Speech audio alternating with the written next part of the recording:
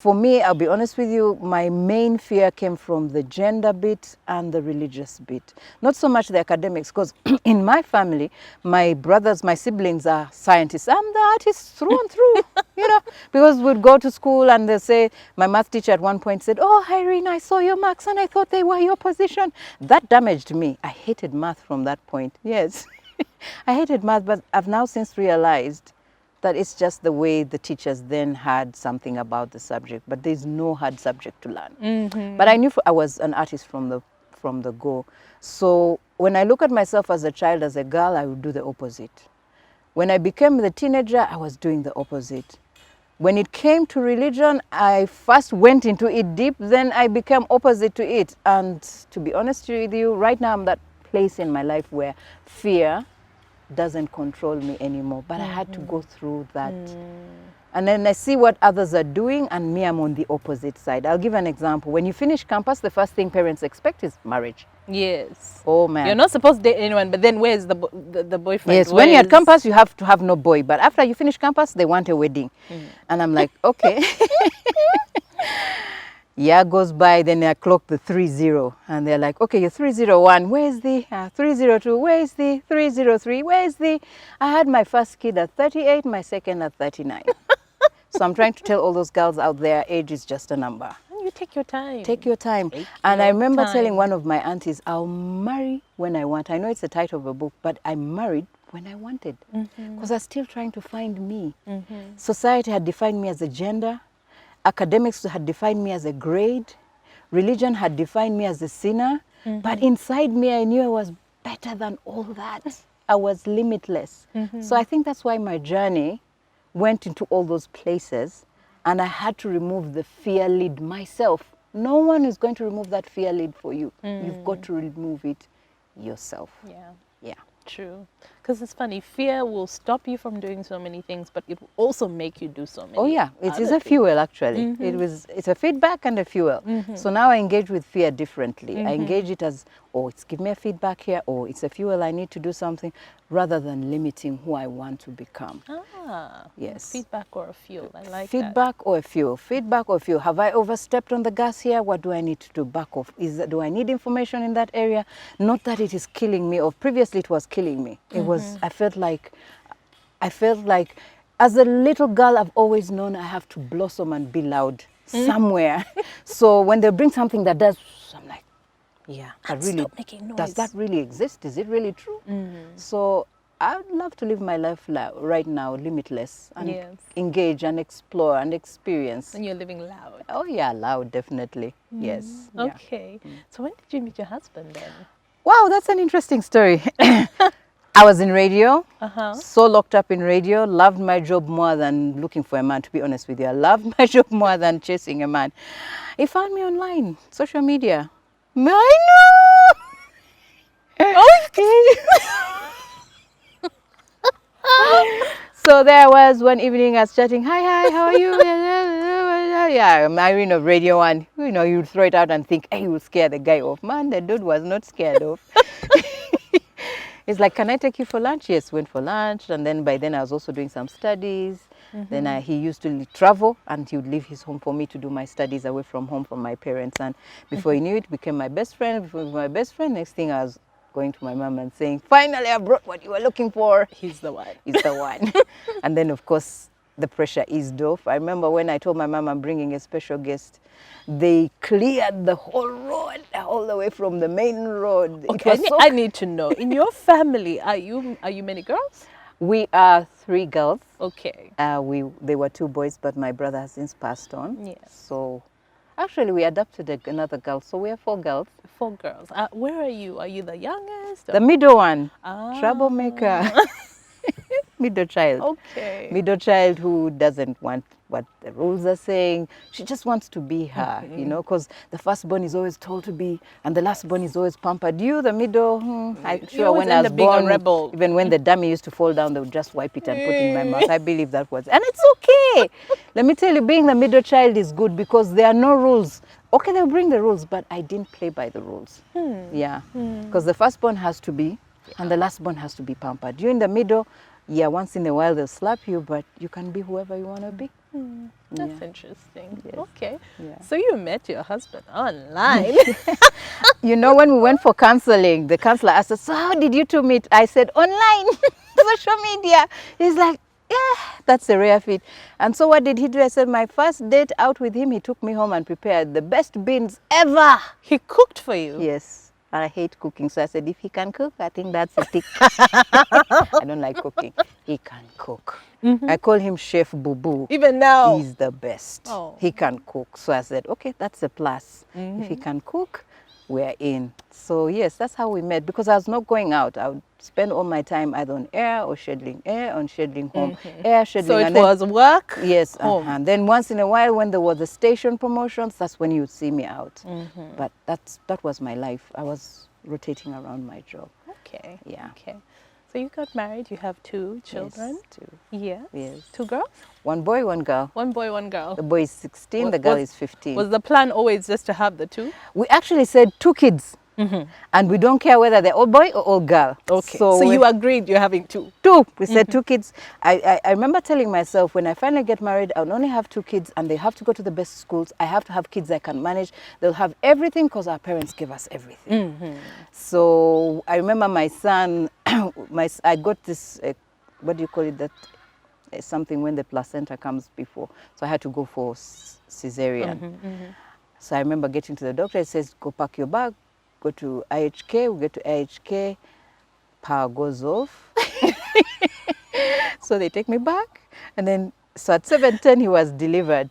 So the bet was, I refused to go under. The bet was, it's a boy, it's a girl, it's a boy. I said, I don't care. But when I was shopping, somehow, by my intuition, I bought everything blue. Really? We would go and my husband said, don't you want a pink dress? I said, no, blue. So I bought everything blue. Now my second child, a friend of mine was in the UK, says, oh, they're baby clothes. I said, send me all the pinks you can. Send me everything pink.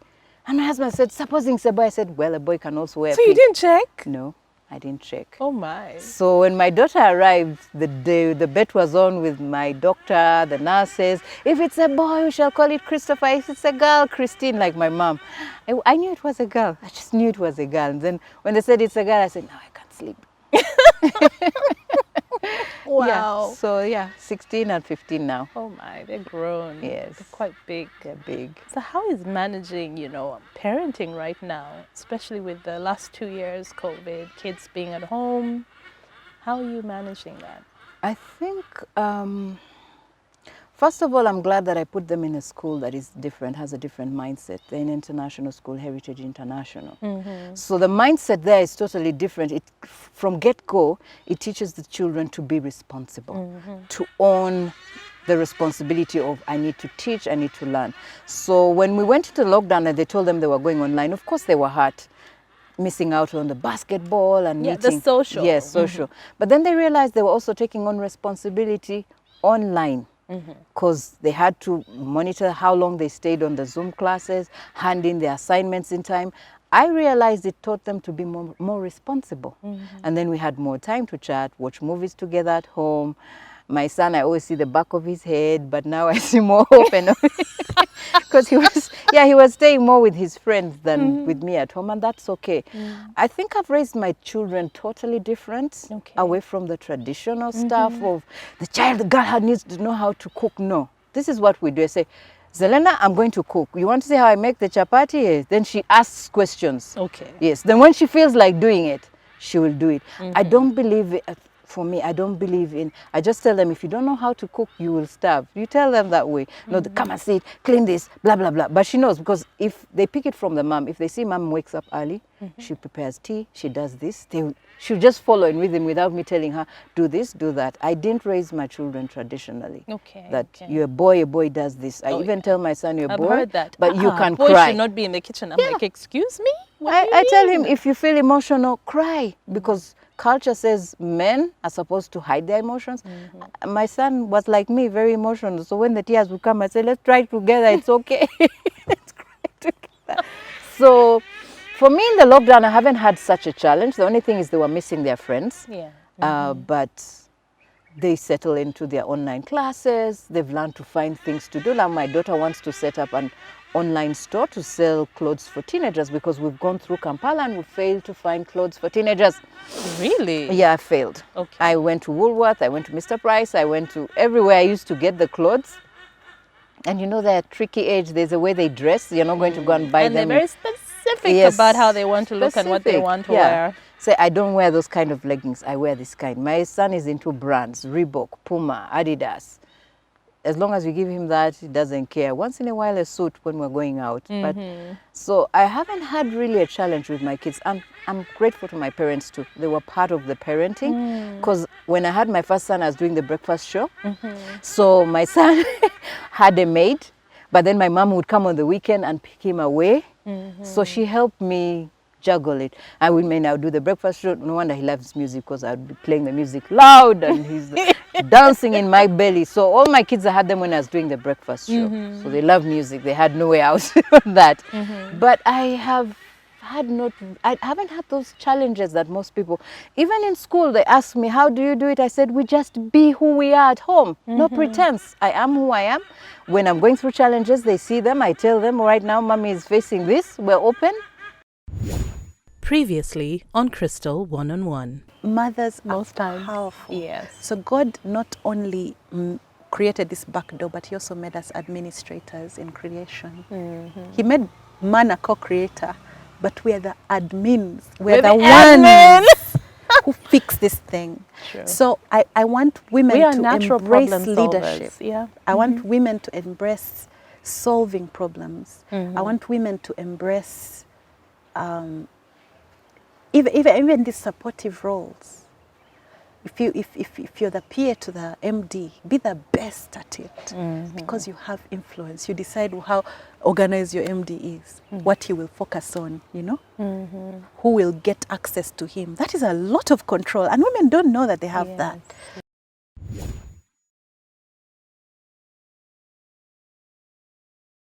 But it's because of the atmosphere at home. I love what you just said, that you're open and you're honest if you're Yes. going through challenges. Yes. Because, you know, most people feel that as parents, you should never show when you're dealing with My something. kids have when seen you're me cry. Then I break down and I tell them I'm breaking down because of this. Because I remember one time my son came and held my hand and said, Mommy, are you coming with us? I said, no, right now I'm so broken. I just need to stay alone. I said, then I'm not going. I'm going to stay with you. So there's nothing I hide from them. I don't believe in hiding. I don't believe in having secrets. They should know that even when they get into relationships, there are challenges. And when the challenges are there, they're settled as a family. We haven't had those many, but they're there. Yeah. Okay, okay. So in this journey of yours, this transformation and finding your own voice and becoming who you really are, what is your advice to so many other people who are much younger, still doing what they're being told to do, what society is telling them they should do, or are living with fear? Because I think most people are living with fear until they get to that point of self-acceptance. And then you're like, okay, this is me. This is who I am. And then it becomes easier.